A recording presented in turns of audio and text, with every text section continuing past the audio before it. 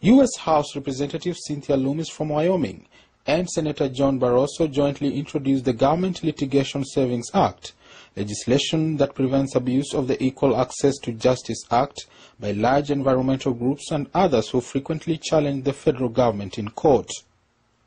The Government Litigation Savings Act, authored by Lummis, will reduce the taxpayers' burden to pay for attorneys' fees. We have had and seen for years radical environmental groups abusing the Equal Access to Justice Act to fund their own agenda. And to me, the issue defines why Americans are so fed up with Washington. And that is, it is absolutely absurd that Washington continues to pay outside groups to repeatedly sue our government. The legislation also returns Justice Act to its original intent by instituting targets reforms on who is eligible to receive Justice Act reimbursements, limiting repeated lawsuits, and reinstating tracking and reporting requirements to the Justice Act to be more transparent. So we're here today in support of the Government Savings Litigation Act, which takes several steps to end abuse of EJA, the Equal Access to Justice Act, while still maintaining access for individuals, veterans, Social Security claimants, and small businesses. In other words, retaining access for the people EJA was designed for. Meanwhile, Senate Majority Leader is calling on the Republican Party to reconsider its decision to cut Medicaid for the seniors.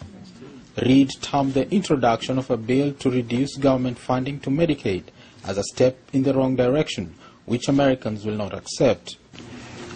Now, the question to my Republican colleagues is basically this. It's very simple. Will you listen to the American people? Because their message could not be clearer.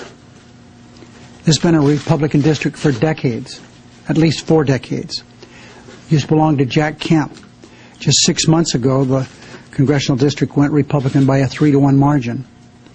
But it changed last night. Why?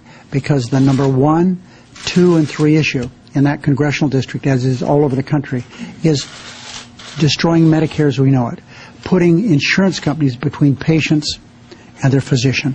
When Republicans came into office last year, they said they wanted to focus on creating jobs, helping the economy, reducing the deficit, and getting our businesses moving again. And a lot of us were very interested in working with them to do just that.